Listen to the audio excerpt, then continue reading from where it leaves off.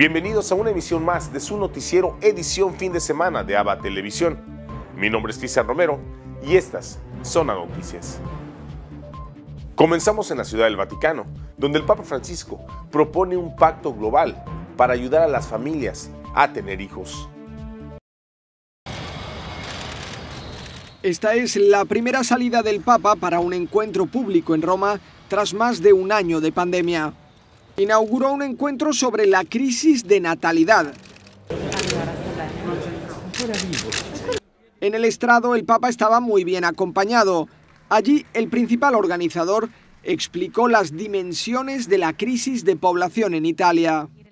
Ogni anno perdiamo una città come Firenze.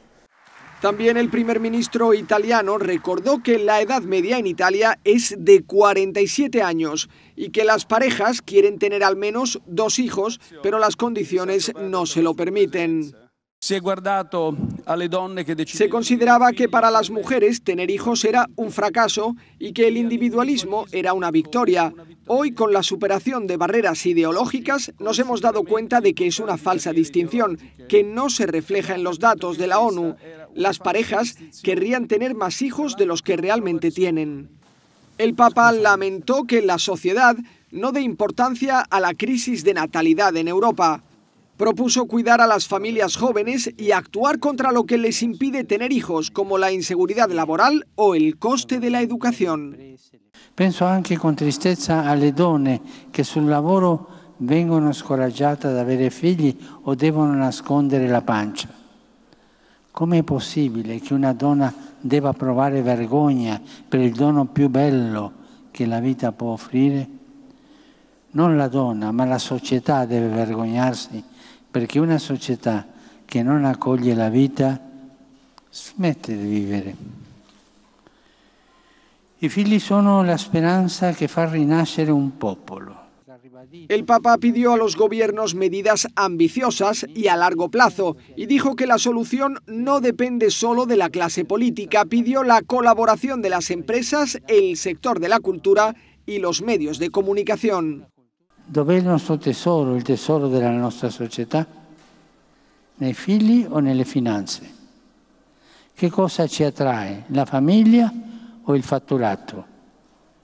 Ci deve essere il coraggio di scegliere che cosa viene prima, perché lì si legherà il cuore. Il coraggio di scegliere la vita è creativo, perché non accumula o moltiplica quello che già esiste, ma si apre alla novità, alle sorprese. Y como regalo, los organizadores entregaron al Papa un bonsái, una metáfora de la importancia de sembrar vida para reconstruir la sociedad. El padre Sosa, general de los jesuitas, dice que con San Ignacio en el camino vamos hacia la verdadera libertad. Aparte, ¿qué otras actividades, digamos, en el plano social tienen los jesuitas para, en medio de la pandemia, afrontar distintos conflictos que se están generando en el mundo, especialmente en India, donde las vocaciones jesuitas también están creciendo bastante? Bueno, en India ha habido una cantidad de programas de ayuda inmediata, pero también ha habido un proceso de reflexión sobre lo que está sucediendo como pandemia. Además, la Compañía de Jesús, como el resto de la población de la India, está sufriendo ahorita un impacto muy fuerte de la pandemia. Tenemos en este momento cerca de 200 jesuitas hospitalizados y muchos otros contagiados. Y solamente en el mes de abril murieron 28 jesuitas en la India, ¿no? Pero bueno, en todos los países hay una enorme disposición, primero a no parar. O sea, no se han parado las escuelas, no se han parado los trabajos en las parroquias, no se han parado los centros sociales, no se han parado, se han inventado muchas formas de hacer ejercicios espirituales, por ejemplo, a través de los medios. Ha habido programas especiales de ayuda concreta a las personas. Por ejemplo, ha crecido la atención a los refugiados. El año pasado se pensaba que habíamos podido ayudar a unos 800.000 refugiados en el mundo. Tiene pasado el millón la cantidad de refugiados que se han podido atender, que se han debido atender. Entonces, bueno, yo creo que la Compañía de Jesús en ese sentido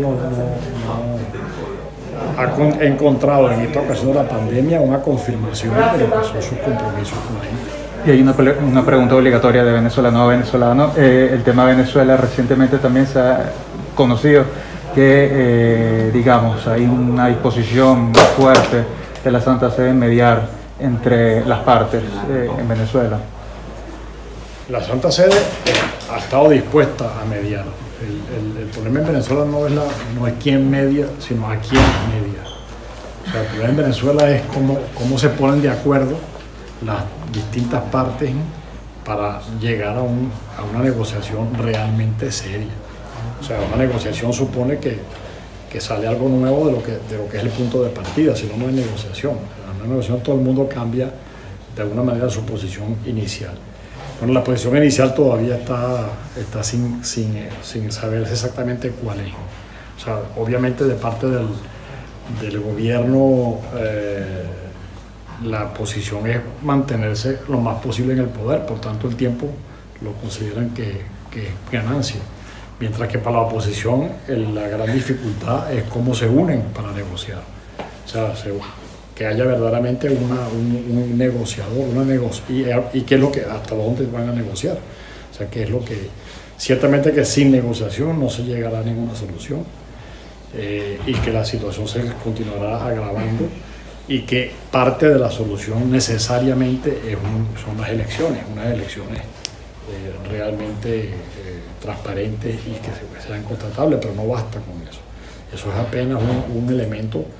Todo el tema de la reconstrucción del proyecto sociopolítico, o sea, cuál es el país que queremos, tiene que ser parte de la negociación que se dé ahí, o sea, hacia qué tipo de país nosotros queremos avanzar y cuáles son los pasos que podemos dar. Yo creo que con el impacto que está teniendo la pandemia en Venezuela, pues haya más argumentos todavía para convencer a las partes de ponerse a negociar seriamente. Gracias. A continuación tenemos el agrado de presentarles una reflexión del Evangelio del Día, a cargo de nuestro director general, Jaime Sevilla. En el Evangelio de Juan de hoy tenemos una frase que marca la vida nuestra y la vida de Jesús. Dice: yo salí del Padre y vine al mundo. Ahora dejo el mundo y me voy al Padre. Pidan y el Padre les concederá. Muchas veces nosotros nos ponemos a pensar, bueno, ¿cuántas cosas no le he pedido yo al Señor? Y realmente no veo resultado alguno. Quizás podría ser que no sabemos pedir, o lo que pedimos no nos va a ayudar en nada en el desarrollo de nuestra meta final, que es la salvación eterna. Quizás todo lo contrario, eso que pedimos nos va a poner tropiezo para alcanzar nuestra meta, que es la vida eterna. Hoy Jesús nos invita a que pidamos aquello que nos haga a nosotros más unidos, más santos, más unidos a Él.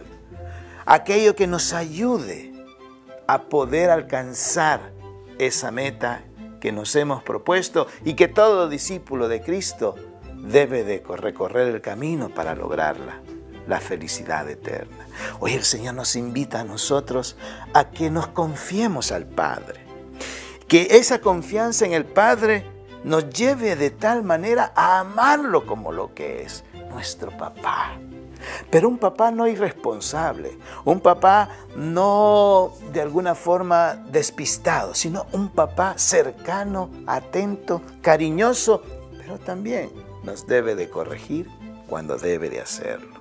¿Para qué? Para que no perdamos el camino. Hoy el Señor nos invita a tener esa relación con Dios como nuestro papá. Un papá bueno, un papá responsable, un papá que nos acompaña siempre. Dice que Él ya no va a pedir al Padre que lo ame, que nos ame, porque ya el Padre nos ama, porque estamos amando a nuestro Señor Jesucristo. Señor, gracias por haber venido y también gracias por haberte ido. Veniste a salvarnos y ahora te fuiste a prepararnos el lugar para cuando nosotros lleguemos a gozar contigo. Te amamos, Jesús. Que el Señor los bendiga a cada uno de ustedes.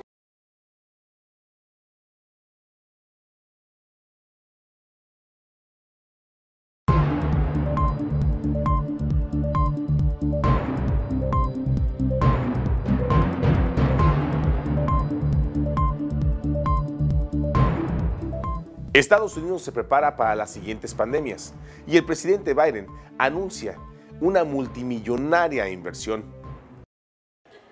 Mientras la Casa Blanca continúa la batalla contra el COVID-19, se prepara para responder a próximas emergencias sanitarias.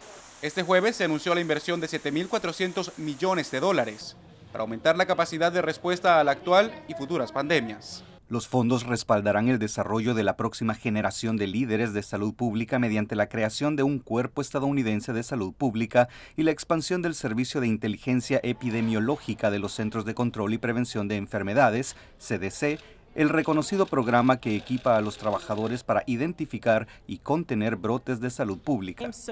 En una audiencia ante el Senado, la directora de los CDC resaltó el trabajo que tiene por delante la institución, a la que se le otorgaron $3.000 millones de estos fondos para fines preventivos. A medida que superamos esta pandemia, debemos trabajar juntos durante los meses y años venideros para construir sobre las inversiones, asociaciones e innovaciones que hemos creado durante esta crisis. Esto incluye lograr inversiones sostenibles en infraestructura de salud pública para estar mejor preparados para lo que venga después. La Casa Blanca destinará otros $3.000 millones para contratar personal médico y enfermeras de escuela. Ellos ofrecerán experiencia médica para ayudar a los padres y adolescentes a medida que se emplean las opciones de vacunación para los más jóvenes, uno de los nuevos objetivos de la administración. También enviaremos vacunas a pediatras y médicos de familia para que los padres y los niños puedan hablar con sus médicos, en quienes confían sobre la vacunación y podrán hacerlo en ese consultorio. En más noticias de Estados Unidos, Nueva Jersey autoriza licencias de conducir para indocumentados. Para solicitar una licencia de conducción en el estado Jardín, Nueva Jersey, una prueba de identidad, de edad y de residencia son necesarias. Pero ahora los inmigrantes indocumentados tienen la posibilidad de obtener el documento tras la abolición del requisito de presentar un número de seguro social o de declaración de impuestos. Nueva Jersey se convirtió en el 15º estado en ampliar el acceso a las licencias de conducir para conductores calificados, independientemente de su estado migratorio. 2 años atrás, la medida fue adoptada por el estado vecino Nueva York y Victoria Hernández, una de las beneficiadas, agradece la iniciativa. Ella cuenta que la medida le abrió oportunidades en su diario vivir y además confía en que sus datos permanecen bajo reserva. El DMV no tiene autorización para compartir tu información personal a ninguna identidad como ICE o la policía. Llevar tu licencia para hacer un trámite no me hace sentir vulnerable, al contrario, me hace sentir con poder. Y es que además de poder conducir, ahora tiene cómo identificarse en caso de ser parada por la policía. Sobre el impacto de la medida, Megan Maloney, de New York Immigration Coalition, una de las líderes de la iniciativa en la Gran Manzana, nos contó. Aparte de los beneficios para los mismos indocumentados, por ejemplo, estimamos un ingreso de $57 millones al Estado para las personas que están pagando para su licencia, poniendo placas y registración a sus carros. En Nueva York, durante los primeros 3 meses tras la aprobación de la medida, se registró un aumento de solicitud de licencias. A la fecha es imposible establecer el número de indocumentados beneficiados, pues la información es reservada. Pero expertos presumen que la medida será igualmente acogida en el estado de Nueva Jersey, que ya completa 1 semana desde que la medida entró en vigencia. Laura Sepúlveda, Voz de América, Nueva York. Denuncian inestabilidad laboral y despidos en la Asamblea Legislativa en El Salvador. ¡Que viva la clase trabajadora! ¡Viva!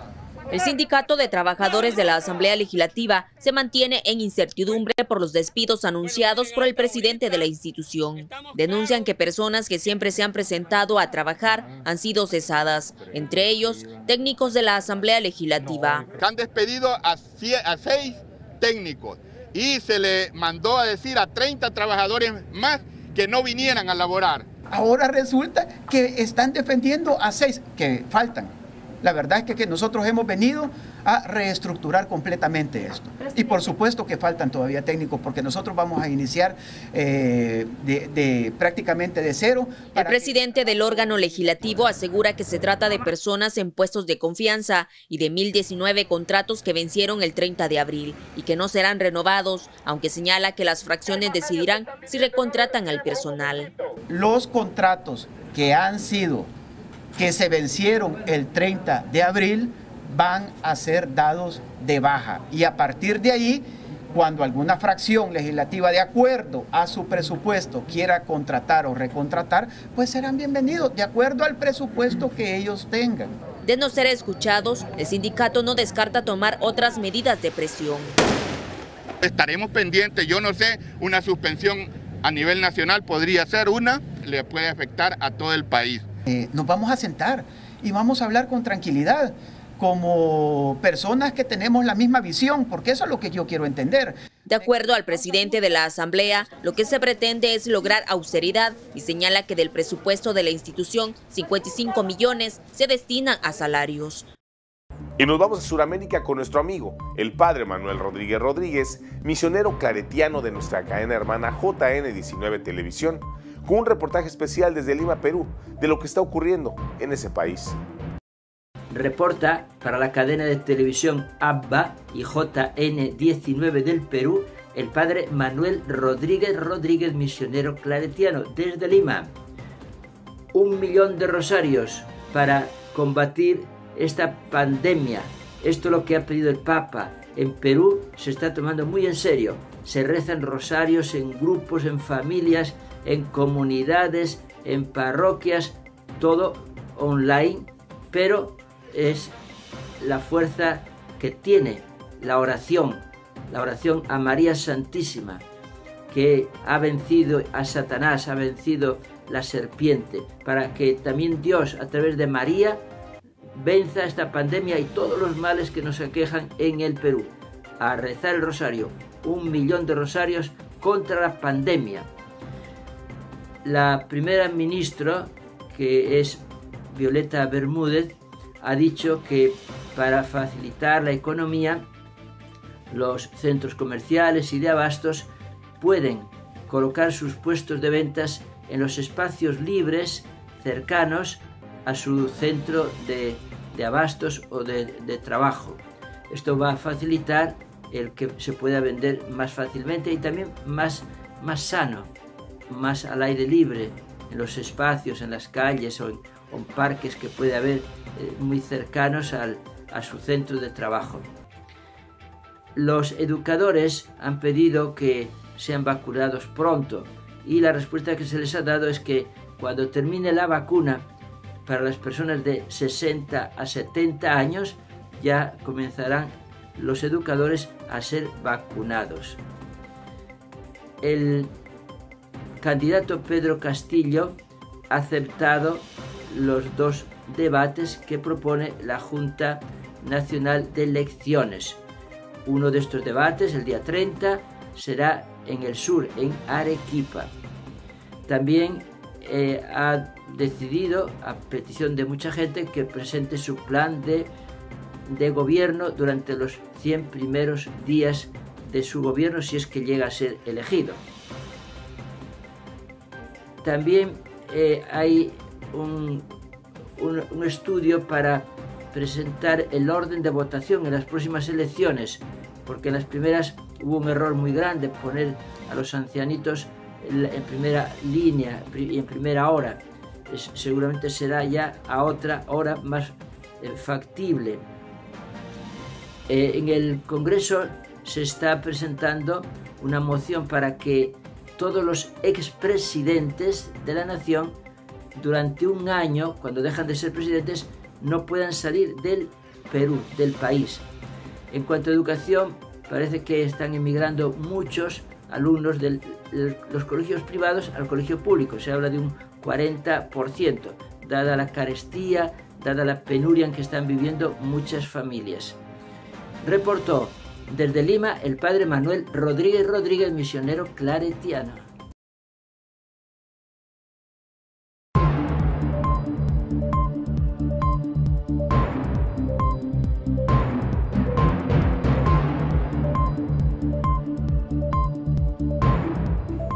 Estos son los 30 santuarios marianos que celebran el Maratón de Rosarios por el fin del COVID-19.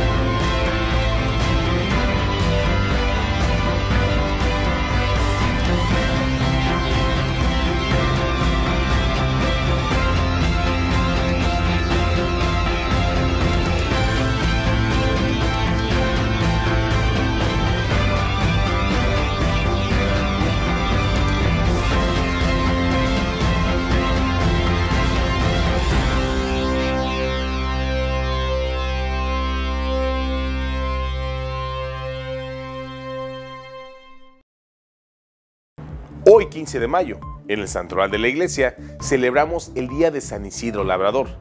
Conozcamos su historia. Alfonso VIII estaba a punto de retirar su ejército, pues era imposible llegar al campo de batalla porque las huestes del califa Mohammad an-Nasir, que ocupaban las colinas aledañas a Navas de Tolosa, y desde esas posiciones era fácil acribillar con lanzas y flechas las tropas del rey de Castilla, conformaban así un anillo inexpugnable que protegía el sitio en donde acampaban los moros. En esas llegó un centinela y le dijo al monarca que un rústico labrador tenía un mensaje urgente para él, y al recibirlo a regañadientes dudó en creerle cuando el campesino le dijo que conocía una ruta segura para llevar a su gente al frente de los sarracenos sin que ellos se dieran cuenta. Como no tenía nada que perder y contra el parecer de sus generales que desconfiaban del recién llegado, aceptó la propuesta y por un amplio y extraño camino los condujo el guía. Cuando el sol despuntó ese 16 de julio de 1212, ya estaban en posición de ataque frente al sorprendido enemigo, que no tuvo tiempo ni de restregarse los ojos, mejor dicho. Una vez vencido el califa, Alfonso VIII de Castilla, mandó a traer al diligente labriego para premiarlo, y por más que lo buscaron por todo el campamento, nadie supo dar razón de él. Meses después, al conocer la noticia de que el cadáver de San Isidro, recién exhumado, permanecía incorrupto tras 40 años de enterramiento, fue a visitar su tumba en Madrid, y al verlo se quedó estupefacto porque reconoció al santo como el labrador que había conducido a sus huestes a la victoria en la batalla de las Navas de Tolosa. A continuación, el rey ordenó que su cuerpo fuera depositado en un hermoso arcón en cuya tapa los orfebres reprodujeron el milagro en alto relieve. Isidro Merlo Quintana había nacido en Madrid, según la tradición, en 1082, en el seno de una familia campesina, y por eso desde muy niño se dedicó a las labores del campo, las cuales combinaba con su piedad incuestionable, porque siempre iba a misa antes de empezar las faenas, y durante las faenas rezaba el rosario y alababa a Dios todo el tiempo, y cantaba, y lo alababa porque veía en cada pájaro, en cada hierba o en cada espiga la obra perfecta del Señor. Contrajo matrimonio en Torre Laguna con María Toribia. Ella fue elevada a los altares posteriormente como Santa María de la Cabeza, y ella le dio un hijo al que, después de caer en un pozo profundo estando muy pequeño, Isidro, impotente ante la situación, oró con mucha devoción y el nivel de las aguas subió hasta el borde del pozo y sacó a flote e ileso al infante. Y es que la vida cotidiana de San Isidro Labrador, así aparece en el santoral, era un continuo milagro, pues vaciaba los sacos llenos de grano en los caminos para alimentar a las aves en invierno y siempre llegaba al molino con los costales otra vez llenos. Semanalmente hacía un almuerzo para los menesterosos, que se multiplicaban como por ensalmo, y por más comensales que tuviera, invariablemente alcanzaba la comida para todos. Como es lógico, sus compañeros envidiosos lo acusaban ante su patrón, Iván de Vargas, así se llamaba, de abandonar la labranza para ir a la iglesia, y en más de una ocasión su amo llegó a verificarlo, y a pesar de que no encontraba a San Isidro en el surco, los ángeles estaban arando en su lugar. Y es más, cuando la sequía asolaba la región, golpeaba las rocas al estilo de Moisés y manaba agua suficiente para irrigar los campos, inclusive junto a la ermita del Manzanares. Existe una de sus fuentes de la que aún fluye agua y se dice que además es curativa. Su bondad, mansedumbre y disposición para curar a los enfermos y atender a los desvalidos en todo momento le concedieron así a San Isidro Labrador una muy merecida fama de santo en vida y con mayor razón después de muerto, a los 90 años en 1172. Fue canonizado el 2 de marzo de 1622 por el Papa Gregorio XV, quien al mismo tiempo lo proclamó santo patrono de Madrid. Por eso, hoy, 15 de mayo, día de su festividad, pidámosle a San Isidro Labrador que nos enseña a vivir el día a día como una oración permanente. Y como mayo es el mes de las madres, nos despedimos con esta bella alabanza a la Virgen titulada Anhelo.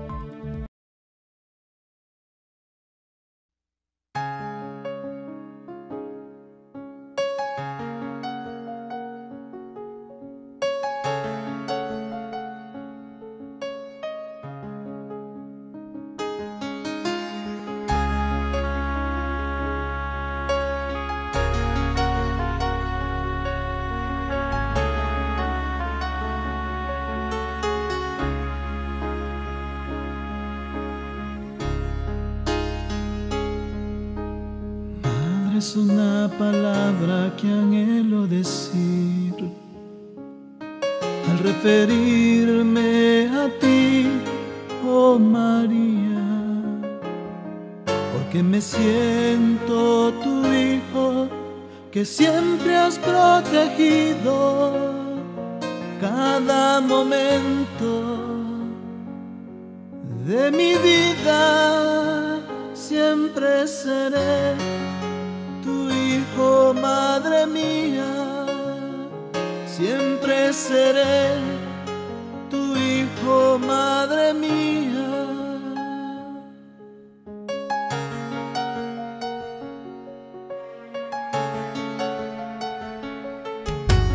Cuando me siento solo, vengo a ti a contarte mis penas y alegrías, porque me siento tu hijo que siempre has protegido cada momento de mi vida. Siempre seré tu hijo, madre mía, siempre seré tu hijo, madre mía.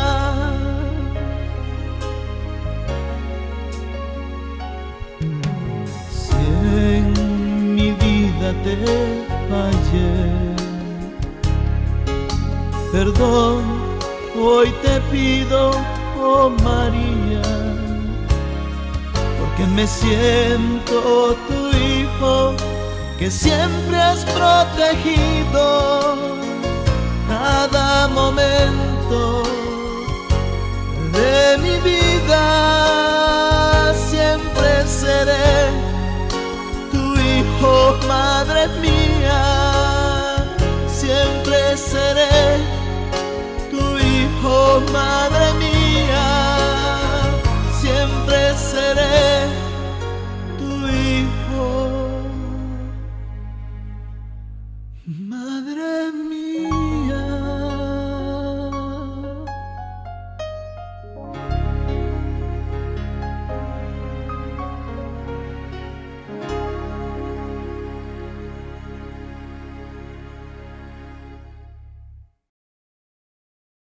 Y así llegamos al final de una emisión más de su noticiero edición fin de semana de ABA Televisión. Muchas gracias por su preferencia y continúen con nuestra programación. Les invitamos a sintonizarnos todos los días por www.abatvn.com, por Canal 75 de Guatemala por Multivisión, en nuestras plataformas digitales de Roku TV y Amazon Fire, así como en nuestras cadenas hermanas y como siempre en nuestras redes sociales. Ahí nos vemos y que Dios les siga bendiciendo.